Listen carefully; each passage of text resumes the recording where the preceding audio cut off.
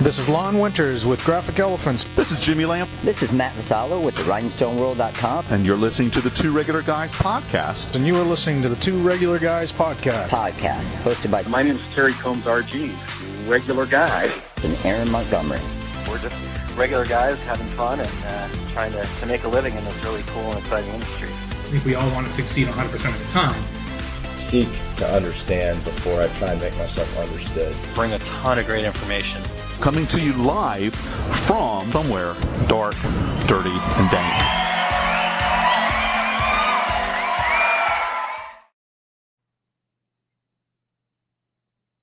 All right, welcome into the show. It is Friday, July 14th, 2023.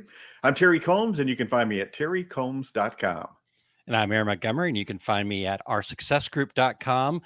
Today, Terry, it's going to be you and I having a great conversation about decoding pricing strategies. So this is a bit of a continuation of a conversation we had back in January where, shockingly enough, right, we had an outline and we didn't get to everything on our outline. So we're gonna do that and continue that discussion today. And exciting news here, Terry. We're launching a brand new segment here today at the very end of the show called the Secret Sauce. And so the regulators know that, there's always golden nuggets all the way throughout the entire presentation. But sometimes, we've got to make sure that we let people know about it. So we've got this tip coming at the end. I'm actually going to kick it off this week, and I'm going to share a quick tip about utilizing AI, Skynet, as Terry calls it. So all hail Skynet. All hail Skynet. Yes. So looking forward to bringing that segment at the end of the show called Secret Sauce. So make sure you stay all the way to the end there, Terry. That's hopeful that we get people there. If only for the new intro.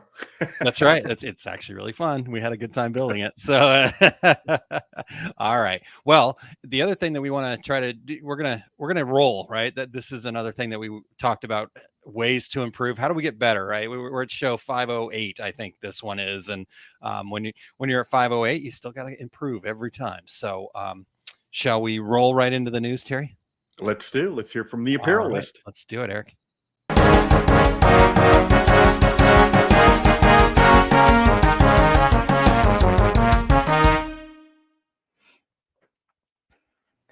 Good morning, guys. Yeah, I'll try and roll through quickly. I'm personally excited for Secret Sauce, so I will be hanging out to the end of the show, but I usually try to. So really exciting announcement from you guys. Couple headlines for all of you regulators this morning. Two very different headlines for you today, and you will see why in just a quick second. First headline, Kanye West taps Los Angeles apparel's Dove Charney to rebuild Yeezy. Here's some details for all of you. The retail, pop culture, and wholesale apparel worlds have collided once again, but not really in a way every one of us probably expected. Kanye West, who now goes by Yee, is reviving his Yeezy business, and according to Rolling Stone, he has Dove Charney by his side. I don't know how much all of you are keeping up about the controversy surrounding Yee, Kanye, but I think all of us are pretty well aware of a lot of the controversy that surrounds Dove Charney. So Charney is known for founding American Apparel, which he ultimately had to leave behind due to allegations of sexual harassment. Later, he founded Los Angeles Apparel, where he now serves as a senior partner. We had shared a headline earlier this year that Dove had also filed, not earlier this year, last year. Wow, where has the year gone? That Dove had filed for bankruptcy, and that included Los Angeles Apparel. So not sure how that plays in, but take it for what you will. While the Yee-Charney partnership might be news to some, the pair has had a working relationship that started several months back. Again, this is according to Rolling Stone. Charney printed the White Lives Matter shirt that Yee wore during the Yeezy Season 9 show in October 2022. Again, super controversial shirt, but we'll let you make your own assumptions and judgments there. A source tells Rolling Stone that since April, Yeezy employees were told to keep Charney in the know on any major decisions, including finances. So let's leave that one there and move on to some very positive, happy, feel-good headlines. Fanatics hosts star-studded giveaway event for underserved families. We love sharing this kind of news, obviously. When people use merch for good, it's always a really fun thing. Maybe it'll inspire some ideas with all the rest of you. So here are some details for everybody. In its first ever Merch Madness event, Fanatics brought together athletes and celebrities around the US to give away merchandise to underserved families. This initiative was led by Fanatics CEO Michael Rubin, and the event featured names such as Russell Wilson, Meek Mill, and others who participated. CBS News reported that over 300,000 pieces of apparel worth about $20 million were donated to assist 100,000 families in need. Those are some really big numbers, but again, really exciting to see Fanatics using their power for good. The article in CBS News states that the idea came about last year when Fanatics held a Global Impact Day. That's where all employees were encouraged to dedicate a day to improving the world. Over 4,000 Fanatics employees volunteered across the 100 locations for this event. That included popular stadiums like Gillette Stadium. That's where the New England Patriots call home, Allegiant Stadium. But they also went to schools such as Frederick Douglass Academy in Harlem. So really kind of hit a wide breadth of area here. The big takeaway here is that the decorated apparel industry is seeing more and more events like this, right? Earlier this year, Hanes Brands partnered with Super Soul Party. That's an initiative that helps homeless people. We've seen like Stoked on Printing in Las Vegas partnered up with some really cool initiatives.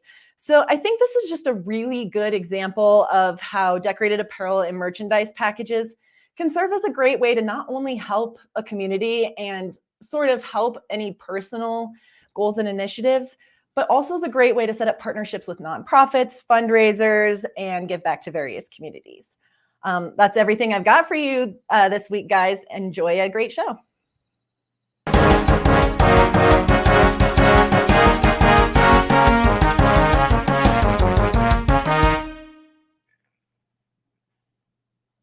Wow, a feel-good story and a what the heck story. Well, and Cassie did such a good job delivering it, right? You make your own decisions, right? We're not trying to cast any judgment. We're just sharing the news. So, Cassie, thank you so much. And Alan Howell actually says, looking forward to having Cassie on Q&A right after the two regular guys. So check that out for sure. Terry, we've got the dad joke coming up in just one moment, but I do want to say hello to some folks that are tuned in, checking the live version out today. So we've got Kingsbury Crafts checked in early there. Happy Friday, everybody. Mr. Jerry Delheimer, good morning, regulators. Kristen says, good morning, gentlemen. I think she's probably talking to Eric, but just kidding. All right. And David Gross, good morning, Mr. David Gross from Connie Systems. We were talking to Alan. Rena in this morning as well. Good morning to you. So we got everybody checking in here. Appreciate that. What else did I mess up? Thank you, Chuck. Good morning. And Martha Taylor, thank you for joining us here this morning. So now, are we ready for the dad joke, Terry? We are, and you're the contributor this time. I know. And I've read it so many times. I heard it and I chuckled. I read it, I chuckled. This one I really love. So you guys can cast any judgment upon me that you want. But this one really makes me giggle. So here we go. You know, Terry, I started telling everybody about the benefits of dried grapes. Really? Yeah. I'm just raising awareness. For our podcast listeners, raisin. Dried grapes, raisin. Okay, yes. Also, good morning, Becky Gallimore. All right, so there we go. There's our dad joke for the day, Terry. We got that. We got them kind of backed up. We've got quite a few ready. But hey, if anybody out there has a dad joke you'd like to contribute, we're always looking for new, fresh dad jokes. I don't know if that's a oxymoron, that fresh dad joke. And ones that we can read on the air, by the way. All right. Because we get those other ones too. Yes, we'll just chuckle amongst ourselves. We just won't share those out here. All right. Yes, definitely. I love that, Terry. So how about some housekeeping here? Yeah, absolutely. Before we dive in, we want to thank everybody for checking out the Two Regular Guys podcast. We need your voices. We would love to have the regulators participate in our show intros. So go to, and Eric, your name is covering up my script here. Go to decorators.inc./intro. and read a few sentences to be a part of every show. And we gotten a few, but don't be left out. We'd like you to be right there contributing. And yeah, Terry, we need like one more, really, honestly, to be honest with you guys, and then we can get a new one, and then bring more. We'll make more intros, so we're not having the same one every time. But we've got a couple in hand, and so if you've been on the fence, just go do it. Go to decorators.inc/intro real quick. So thank you. All right. We're always looking for new guests. So if you or anyone you know would like to join us, go to calendly.com/2 regular guys, and give us your show ideas. If you are listening to the podcast version of the show, we would appreciate you sharing the Two Regular Guys podcast with all of your industry friends so they can become regulators too. And we would certainly appreciate you giving us a review on Apple Podcasts, Spotify, iHeartRadio, Amazon Podcasts, YouTube Podcasts, wherever you do your podcast listening. And if you're watching us live right now, please join in with your comments and your questions. Indeed.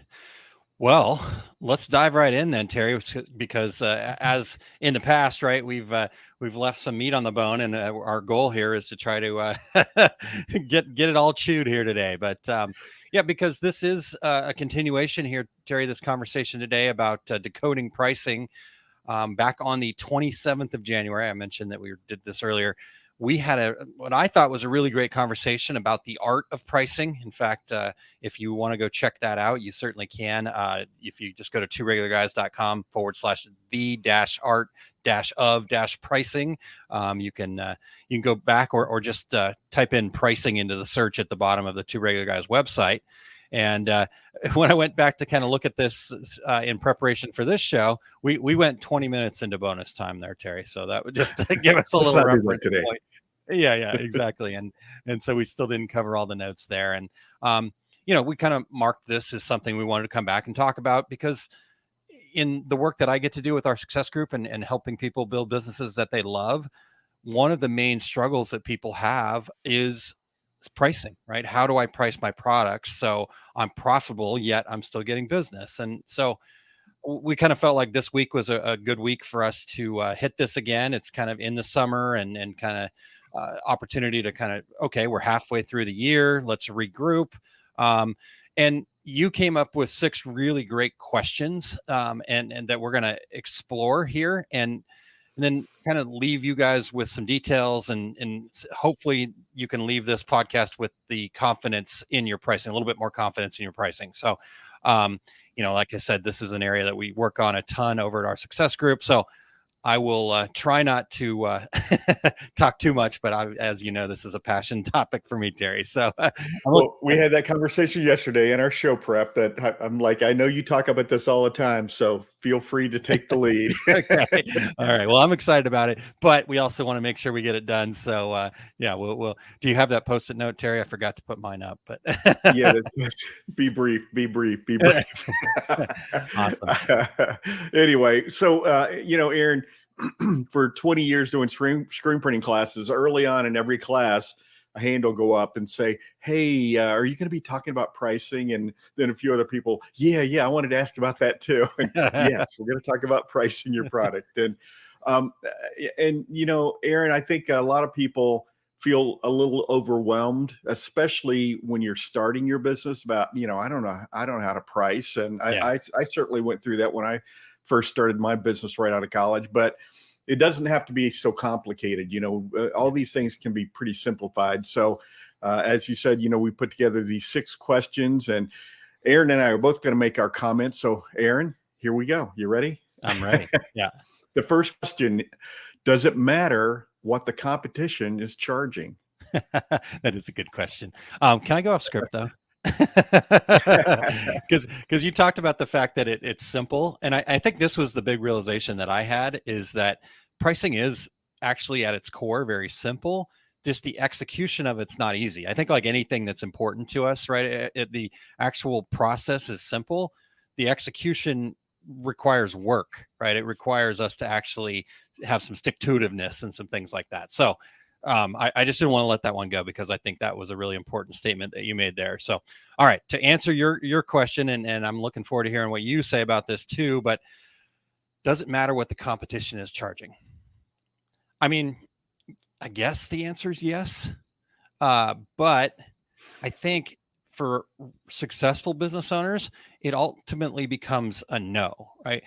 So what what my answer to that means is yes, we want to understand, right? I don't want to just bury my head in the sand and go, blah blah blah, blocking everything out. I want to understand what the market will bear, and so one of the good ways to find out kind of what that range is to understand what your competitors are charging, but understanding that the competitive just because somebody's charging this doesn't mean that you can sell, that you have to sell it at that price, right?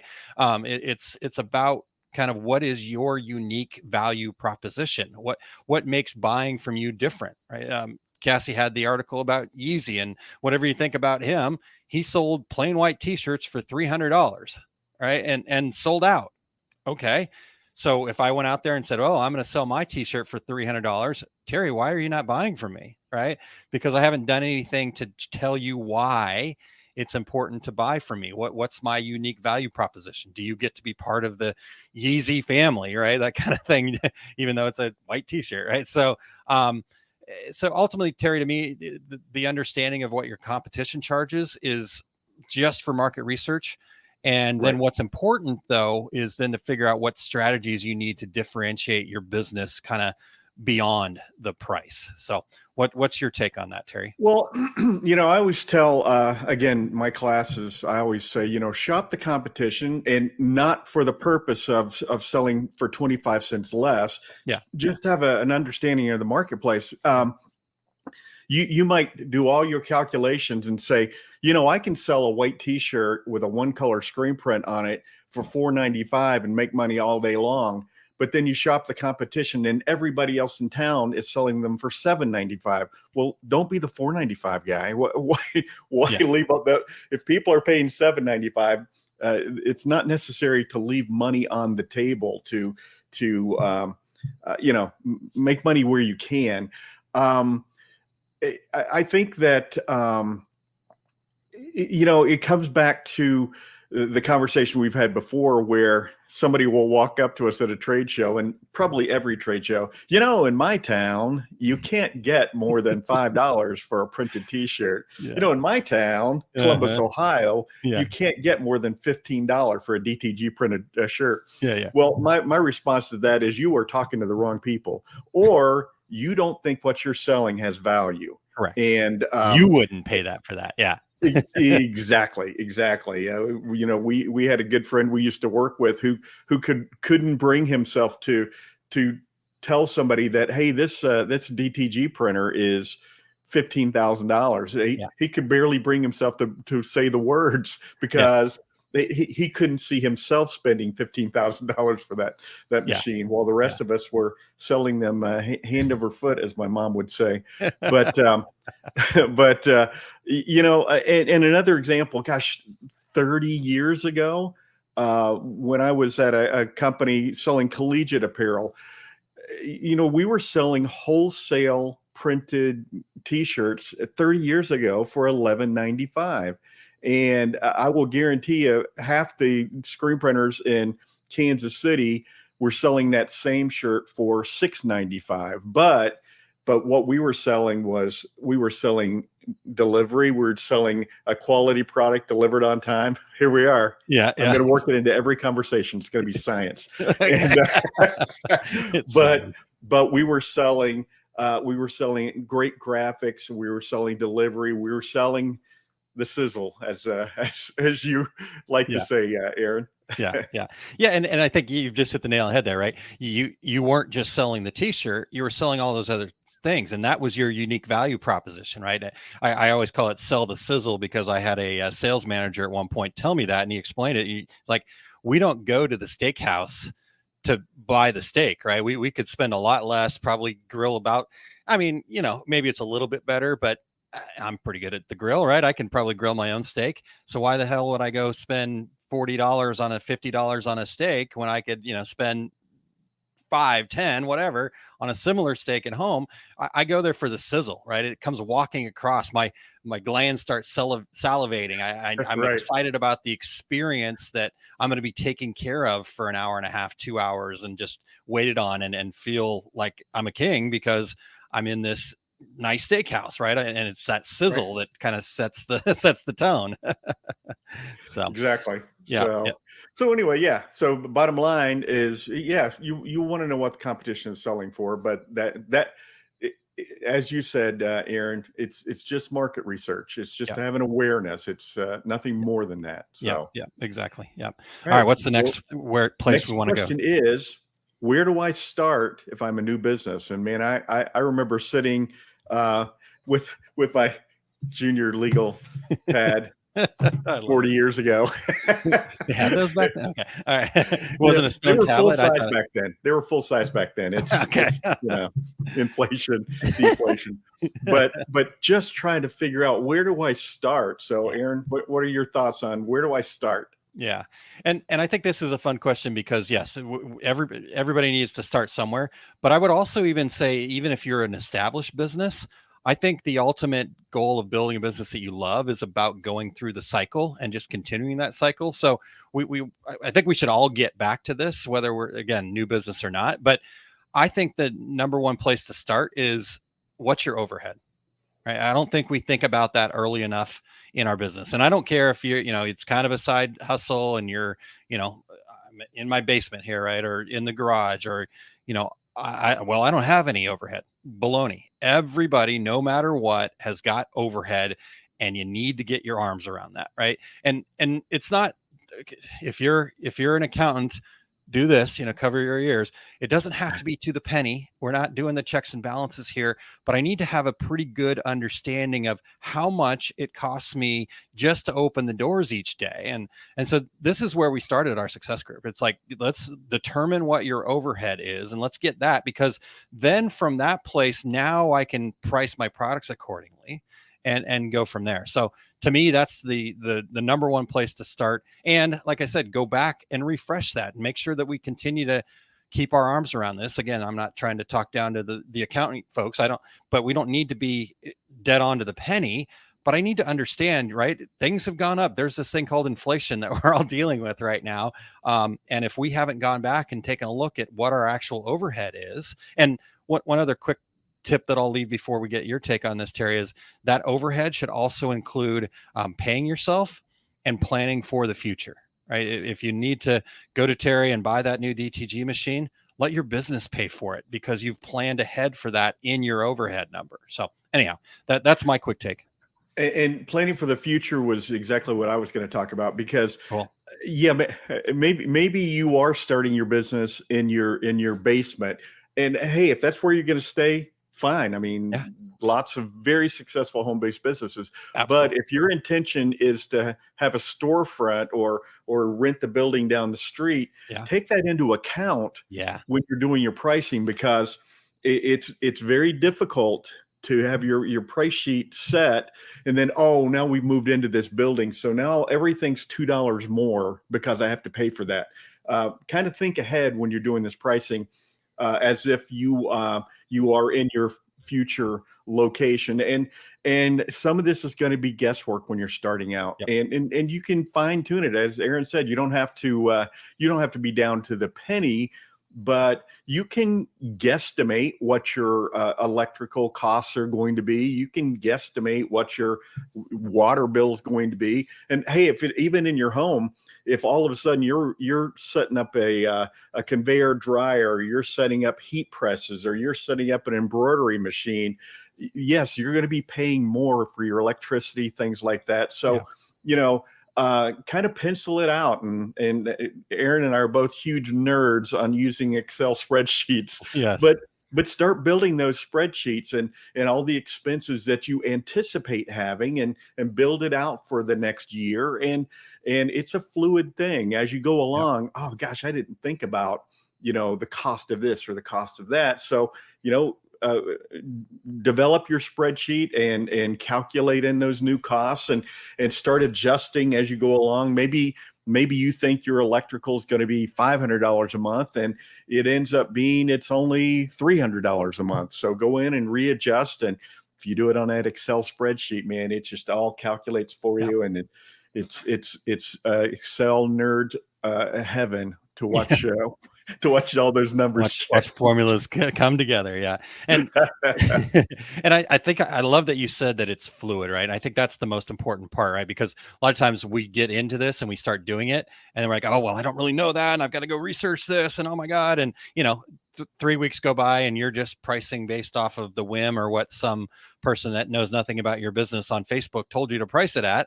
Right. And it's fluid, right? So this is to get your overhead. This is to get your costs so you can price your products, but you should also then be pricing in some profit.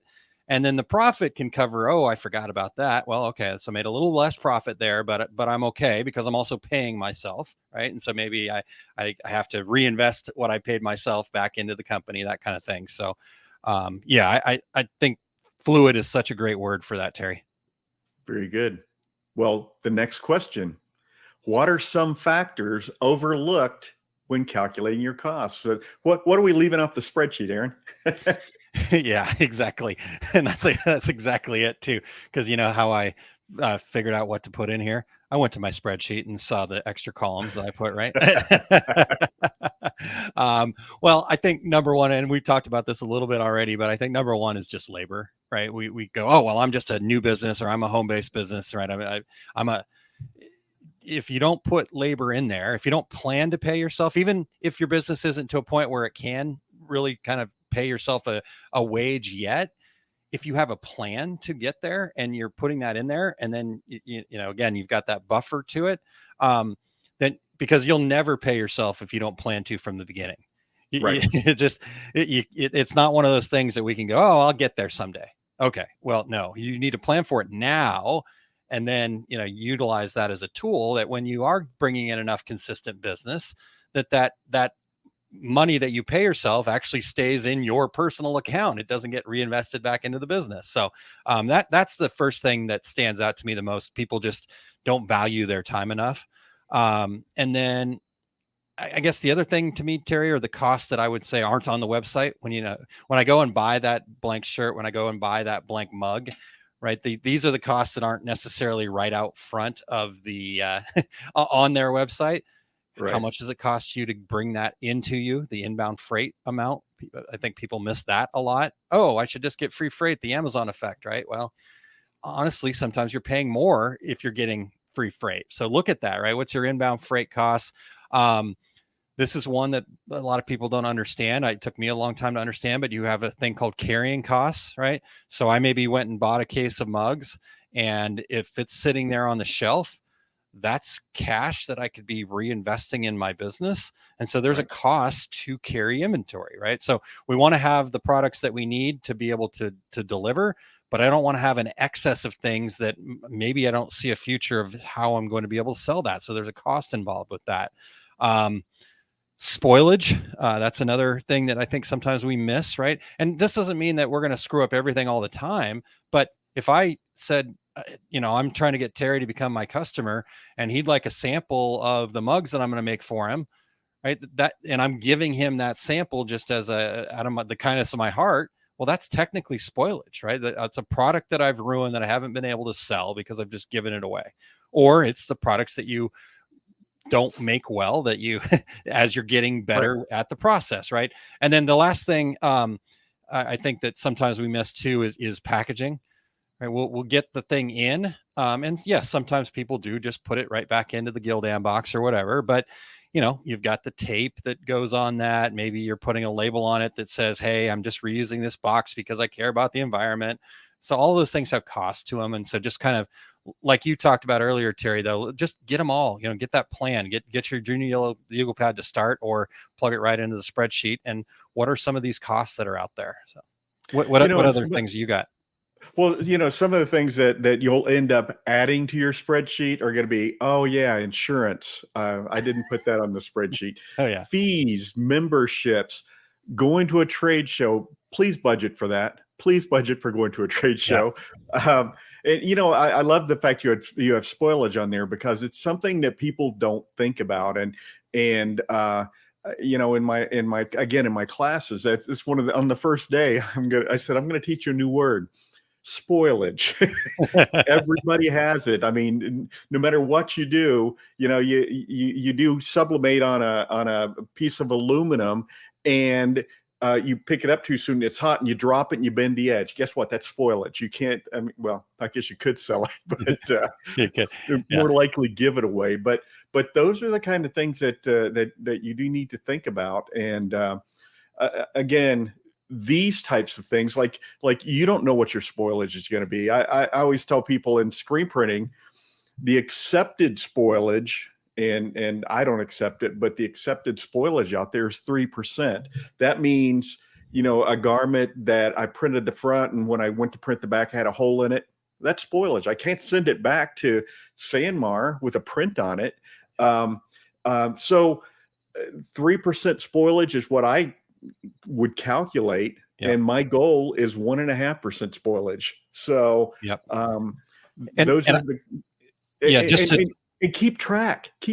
Yeah, keep track of that. That's it. Because and I would say, for newer businesses, when you're trying to learn a process, right? That I agree that 3% is a great number with the intention of being down at 1.5. I think for a new business, if you plan for 5% as you're learning the process, just think how much freedom that gives you, right? Okay, I can try this mug out. I can try to get perfect at making the plaque. I can, and really refine my process without a lot of pressure on me going, oh my God, I just wasted a $2 thing. If we can give ourselves that freedom, it really, really opens us up. So it's like with DTG. I remember somebody calling me up, Aaron, when you and I were together at US Screen, and said, I just wanted to tell you, I have a whole box of misprinted garments from the past year. And I laughed. I'm like, oh wait, you're serious? Yes, you will have spoilage. Yes. Yeah. I love that. In fact, we're going to take a quick break here, and but let's get Kristen's comment before we take this break here, Terry. So she says, I keep a cost of sales Excel spreadsheet with each job listed, so I know when I've mispriced something, so I know that I need to adjust my prices the next time. I love that, right? Just planning ahead. So absolutely. And while our quick break here, I'm actually going to go grab a spoilage that I made yesterday, and just again to show that yes, there is a such thing as spoilage. So but let's hear a quick word about a new project I'm super excited about, and then we'll come back and get back into the pricing here. Are you a small business owner or coach feeling trapped in a cycle of stagnation and uncertainty? Welcome to the Radical Goal Getters, where we facilitate transformative mastermind groups for tenacious individuals like you. Reserve your spot in a powerful 6-month mastermind program led by certified Success Principles coaches. The Radical Goal Getters mastermind groups offer a supportive environment, expert guidance, collaborative learning, and accountability. Radical Goal Getters also provides a private, asynchronous messaging system allowing you to connect with fellow group members, share resources, ask questions, and get support 24/7. Visit radicalgoalgetters.com for more information. Ready to transform your goals into reality? There are 5 available time slots, and each group is limited to the first 6 people who apply. Unleash your radical potential and accomplish what you've never thought possible. Visit radicalgoalgetters.com to reserve your spot now by applying today. The groups will start the week of August 7th, so get your seat at the table today. All right, well, check that out. I just launched that, man. I'm super excited about it. This is leading right into my my purpose, my passion. So I definitely appreciate you guys checking that out over at Radical Goal Getters. It could be right for you. This is I've got a mastermind program that we run through our success group that's more geared towards the decorators community. But this is really like 6-month program. You want to reach a goal. You want to get in there. You want to have accountability. You want to have support. I've seen this work. I've seen this work in my own life. It's how I got through the content of my book, and it's going to be powerful. So if that's something you want to check out, would love to have you. Yeah. All right. I mentioned the spoilage before we get into the next question. Now I've probably made, I don't know, somewhere in the thousands of garden flags over the course of my sublimation career. You know, you would think that after all that time that I would get it right, but I was making 14 garden flags the other day, and I ruined 2 of them just by being careless. So my percentage is pretty poor. Here's one right here. So I don't know if you can see it, just this white line at the top. I didn't get the, oh, I'm sorry. Yep. I'll put it back up, Eric. Sorry. White line at the very top. So this was a no-go. This should be a full bleed. So yeah, I didn't get the flag all the way on the press, so that was just laying off half of it, right? So spoilage happens, right? Even if somebody that's done this thousands and thousands of time, and I could be upset about it, or I could go, you know what? It's just part of the process. Thank you very much.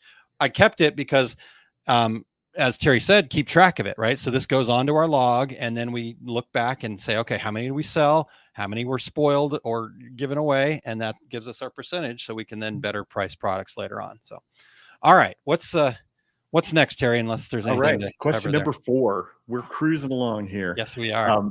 How do I know if I'm making money? Is it if I have positive checking account? Yeah. I've got money in my wallet. So here's why this is such an important question for us to answer inside of our business, because I unfortunately see a lot of businesses that are in the process of going out of business and they just don't know it, right? They've got money in their checking account, but their expenses are bigger. They're not really tracking anything. They're just going, oh, well, what's this guy? I've got to, like, I'm so busy, but yet I can't seem to get ahead. And it's probably because you're priced too low, and people are probably just sending you work because they didn't want to do it. I've met a lot of people where if I was not a nice person, I would just tell them, no, you're doing good. By the way, I'm going to send you all my work, and then I'll just resell it for what you should charge. But anyways, so I think it's ultimately, Terry, about having a system in your business to really understand that, right? Kristen's idea about the Excel spreadsheet with each job listed, so she knows, right? She knows if she's making money, and making that part of the regular cycle of the things that you do in your business. It's kind of this regular review of what you thought, right? What your budget was, the kind of fluidness that Terry talked about earlier. And then, okay, now I've got that data over the last 3 months, over the last 6 months. Let me plug that in and look at what's the difference between those two, right? And so am I really making progress? And here's my last tip in this, Terry, and then I'm excited to hear what you got to share about this. But my last tip in this is, I think we get stuck in this because most of us are fairly creative, and creativity and the kind of checks and balances of accounting don't always play well together, right? That doesn't excite us. So doing my books does not excite me, right? Even though I grew up around a CPA my entire life growing up, my dad was CPA for 25 years. It doesn't excite me. And so I think that's where we I'm not excited about it, so I'm not going to look at it. And we never do. So my tip is just outsource the bookkeeping. Just outsource it. I know people, I can't afford that. Well, you can't afford not to keep track of this. And if you're not going to bring yourself to it, that money that you spend outsourcing that accounting is going to allow you to understand if you're making money, and therefore you will be making money. But you can't afford not to have those things up to date. So that's my take on how do I know if I'm making money. I have a story. I love it. It was not in a bar. It's actual in our now company. Now I'm perplexed. So yeah, it's a news story. No, I just you also have to keep track of any things that you do differently. And here's my example. I was at Jones & Mitchell Sportswear in Kansas City for several years, and we were a multi-million-dollar screen printing company. About $13 million, 13 and a half, my last year there. And the sales department decided they wanted to do a promotion, just one item they wanted to sell at at a lower price. Mhm. And so I don't remember. It was like instead of selling that T-shirt for $10.95, this promotion where you could buy them for $6.95, but it was just one item. And so all should be right with the world. And for our company budget, since I was the plant manager, myself and our accountant would get together and review the budget. And he called me up and said, Terry, you need to come to my office. We have lost thousands of dollars this year. And I'm like, well, how's that possible? We had more production and a lot more stuff going out the door. And here's what happened. The bookstores that we were selling to, they might budget to spend $25,000 with us. Okay. And what they did was they took their $25,000 and they loaded up on all those lower priced products. So we were selling more stuff and making less money. It was quite the crisis that, wow. you know, and it happened quietly because production numbers were the same or more. Sales numbers were coming in the same, and we lost money. And it was not clear thinking on here's what sales assumed. They'll just buy even more. No, they had a budget. They were going by their budget, just like we have to go by our budget, right? So I don't know if that pertains. No, I think that's exactly what we're talking about. Yeah, exactly what we're talking about. Yeah. Yeah. Because again, without that thought process, thinking about how do I make money, right? How's this going to change things? Then you're not going to know that. So, all right. So, well, and in that scenario, our plans for the coming year, adding some personnel, adding some new equipment, that kind of thing, all went out the window for that year. Yeah, all went out the window because we had lost money without even realizing we were losing money. So, all right. But then you adjusted and made the adjustments to, like I said, well, we're not going to bring on the new personnel or new equipment, but let's my takeaway was don't trust the sales manager ever. No, I feel like you're throwing production stones at me. Production sales. That's right. All right. Here's our fifth question. All right. What can I do to make more money with the business I have? Yes. Yeah. This is, you came up with some fantastic questions, Terry. This is awesome. Well, thank you. So I think here's the first thing to understand. Price and cost are two different things, right? We kind of put all this into this one bowl where it's like all money. And we think that, the cost, like we think we buy things based on what they cost, what we think they cost to make. But I mean, you can find lots of different products out there that'll be like, nope, the cost to make that and what I'm paying for it drastically different, right? It's the Toyota Lexus thing.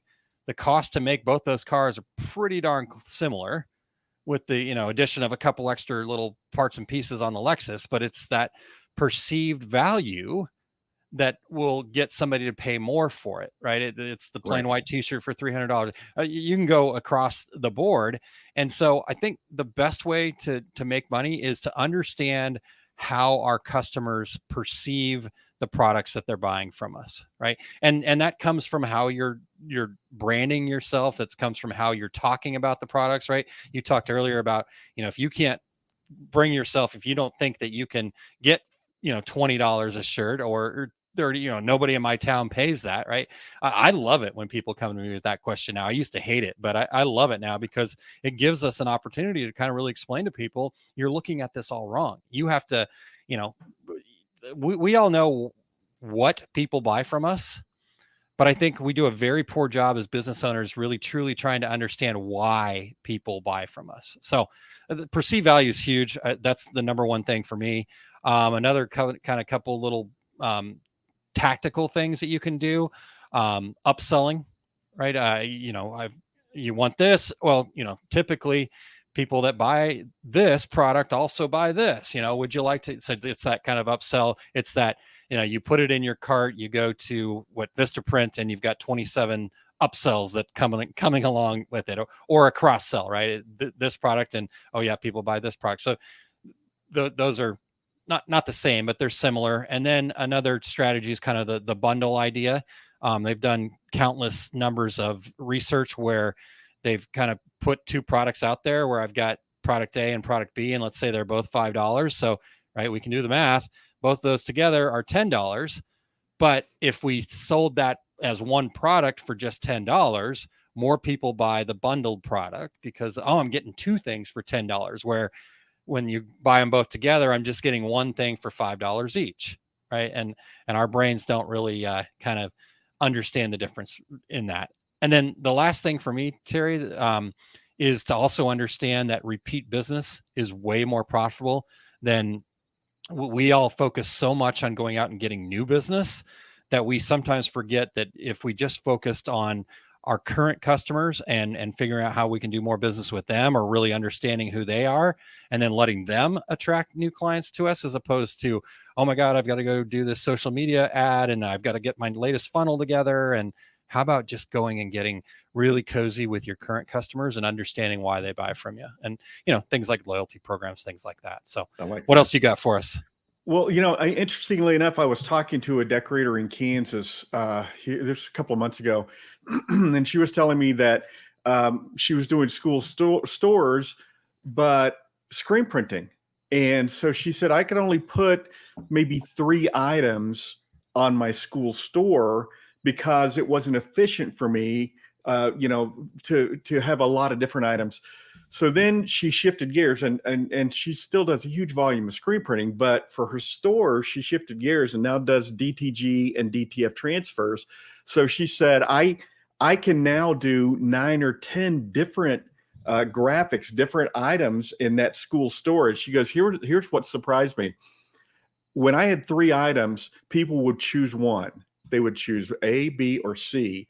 When I have 9 items, that same customer will pick 3 or 4 items to purchase. So she said, each of my customers now buys many more products because I give them so many different options that I got to have this one, I got to have this one. I thought, what an interesting real life story to make more money at what you do. But for me, Aaron, coming from the production side, and this is where this show started, when I was doing a seminar on pricing your products. I did the hour and a half from the production end, and the other gentleman was doing the hour and a half from the sales end.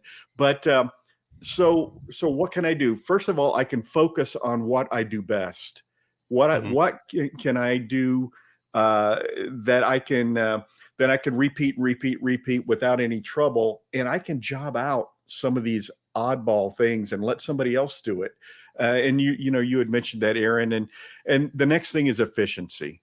Just get better at what you do. I've done many consultations in screen printing shops back when I used to do that kind of thing, and walk in the door and say, and they would introduce me and say, this is Terry. He's guaranteed that we will double our production in 30 days. And of course, all the screen print guys are like, what? I can't print any faster. Hold on, dude.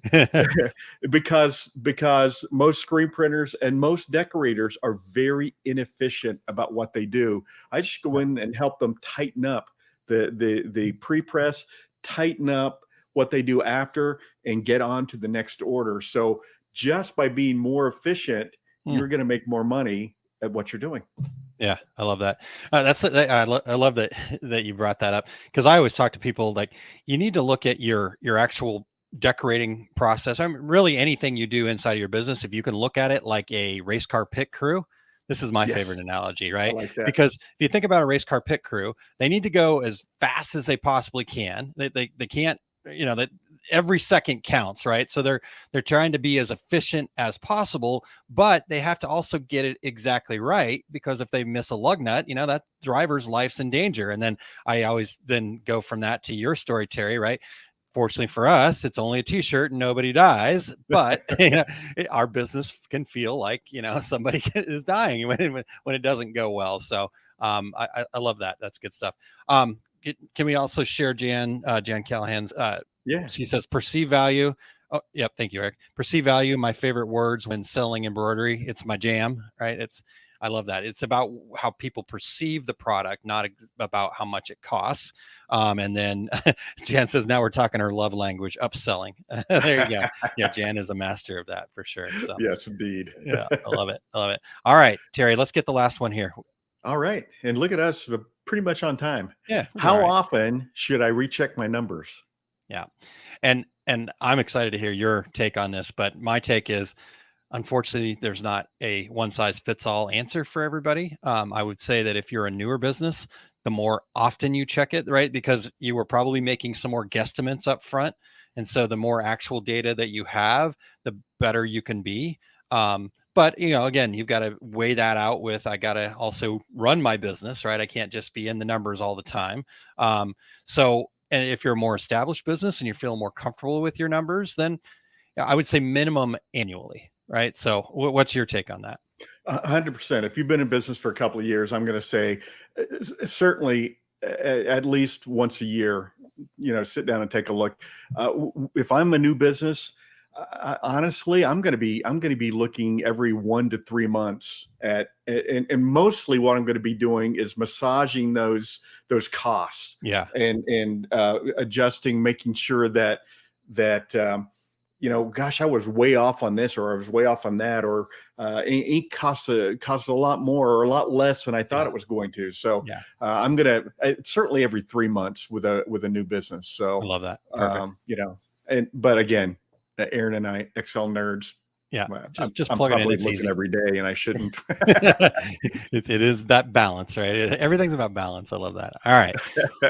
Well, that's what we got for you guys for pricing. So hopefully that's helped. Hopefully you can take some of those nuggets in there and have a little bit more confidence in your pricing by going out and doing some of those things there. But Terry, we're still on the road. I'm glad that no new things have come up and we still get to be out on the road. Now I am doing a virtual event here coming up. Condi's open house is the 20th and 21st.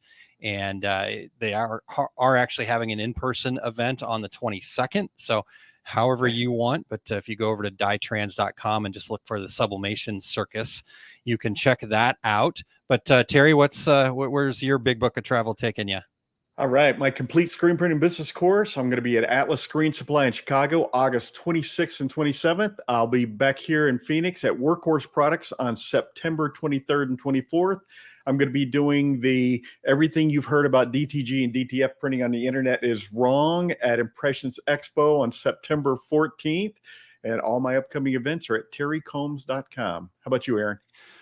Well, the next thing coming up for me is really excited about this, our success group training that I'm doing with Dane Clement. We had him on here not too long ago talking about this. So it's called Boost Your Graphic Skills by Mastering AI. And it's happening next Wednesday, July 19th at 7 Central Time. If you're not an OSG member, it's okay. We're offering this one as a standalone because we just had so much demand for it. So you can not only tune in live and be part of it live, but you'll have access to the recording until the end of July. And the cost is only $49 for it. So you can register for access to that at oursuccessgroup.com/graphics_AI. So make sure to check that out. And then the next thing, I get to be part of a really cool workshop I'm excited about at the Impressions Expo Fort Worth the day before on September 13th. So the workshop's called the ABCs, Design, Print, and Market. And it's going to be with the good folks at the Magic Touch, Corel Trainer, myself with our success group, and Creo. And so it's going to be a full day workshop where we're going to provide a start to finish look at custom apparel from that initial design all the way to the final print. And I'm going to bring all the business aspects to it. And we're going to walk you through each step. It's a full day class. And we're even talking about doing a little field trip and going and having a little kind of lunch together where we get to network a little bit. So check that out. With that group, I think it's going to be a little bit of fun too. It could be some fun there for sure. So osg.link/ABCS. So ABCs to check that out. And then lastly, you guys heard the promo earlier about it, but I'm super excited about radicalgoalgetters.com. So I'd appreciate you guys checking that out. If you have any questions, just let me know. Hit that yellow contact us button and that comes right to me, or you can reach out to me however. So Terry, would you share what Eric's got coming up here? Absolutely. Today's take up is episode 160. It actually says episode twice, so it's like double special.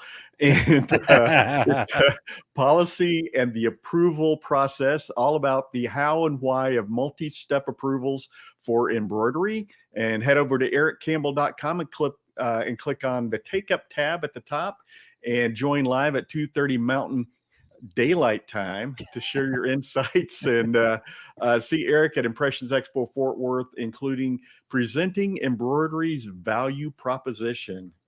Cool. Awesome. I'm excited to see you guys out in Fort Worth. I don't know if we'll have a chance to get together in person before then, but I'm looking forward to that out in September.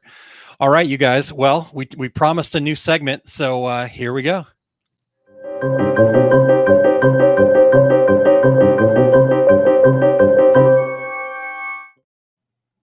All right. So here is the secret sauce, the regulator's secret sauce here. And as I mentioned, AI is all the rage these days. And if you haven't gotten into ChatGPT, you should check it out. It's definitely worth playing with at least. And I've spent a lot of time playing with it. And what I found is the better your prompt, the question you ask it, the better your result is going to be. So here's some tips about crafting those responses. When you craft your prompt, make sure that your prompts are very specific, they're very clear, and they're very purposeful. And you provide detailed information, right? The more vague you are, the more vague result you're going to get. So we want to avoid that vagueness and give the AI clear direction. It's not like I'm talking to another person where we need to have all the small talk. I want to get very specific and get into it, right? Also, make sure to state your intent so that ChatGPT understands your goal, right? What do you need, right? What are you trying to find out? And then how do you need that delivered? So, I'm a Instagram expert. So give me an Instagram post, right? Is what you need them to provide for you. So just telling them that, giving them that specific task, let it know. And then for some, this might be a challenge. So I recommend using a tool like Grammarly, but you do want to try to maintain correct spelling and grammar as best you can to kind of ensure that smooth conversation. So ChatGPT can definitely handle some mistakes, but clear prompts help it provide more reliable responses. And then next in your prompt, direct the desired output format in your question, right? So if you want that step-by-step list, if you want instructions, if you want a concise, clear paragraph, just make sure that we're communicating that very clearly. You can even tell it what type of voice do you prefer? How do you want the response to come across? Do you want that more professional or more playful? And you'll get two very different responses when you ask for something and then tell it that voice you want. And then lastly, remember that ChatGPT is a conversation with an AI. It's a conversation with that AI tool, right? So feel free to ask it follow-up questions. Once you're in that chat, what you've talked about before, it will remember that, and you can just keep diving a little bit deeper into that. So just refine what you're looking for. Also experiment with different phrasing if you're not getting what you want. And by tweaking your questions, you can find the response that resonates best. So ChatGPT can be a very powerful assistant if you master its abilities and get to know how to best communicate and gain the details that you want from it. So there's my secret sauce.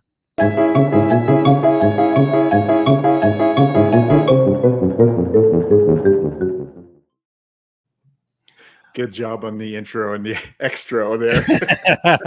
I love it. I love it. All right. Well, there you go. What do you guys think? Tell us what you think about the secret sauce. Tell us, it's always fun to watch the live numbers and where people are at right now, and they get the content and they leave. And now if they leave, they're going to miss the secret sauce. So exactly. Kind of fun. I love it. All right. Well, Terry, great job today. Excellent job on the questions. It was an excellent conversation. Thank you so much. And I think we've done it. I think we've come to the close of another show here today. Absolutely. Thanks, Aaron, as well. And we want to thank our show producer, Eric Campbell, who keeps the wheels turning on the bus, and he's our always on-call co-host. Yeah. I really appreciate you, Eric, and everything that you do for us and the industry at large. So next week, guys, we're kind of open right now. We're efforting. I'm not sure where we're at with all that, but we're open. So let us know what you guys are wanting to talk about, and let us know if there's some guests out there that we should be getting in front of or dragging onto the show here. And once we talk to them, we can normally get them on the show. We prove that we don't bite too hard, and it works out okay. So next week it's open. You would like to be on the show as well? Yeah, absolutely. Come join us. Talk about what's going on in your business, your life, your world, and we'd love to have that conversation. So looking forward to that, Terry. All right. Until then, I'm Terry Combs. He's Aaron Montgomery. And that was the Two Regular Guys. Here we go. We're out. Awesome. Thank you for listening to Two Regular Guys. Check out our website at tworegularguys.com. That's the number 2, regularguys.com. You can also interact with us over at our Facebook page, facebook.com/tworegularguys, or send us a tweet, twitter.com/tworegularguys. And we have a YouTube page. You can find all that from our website, tworegularguys.com. Thanks for tuning in, and we look forward to spending some time with you again next week.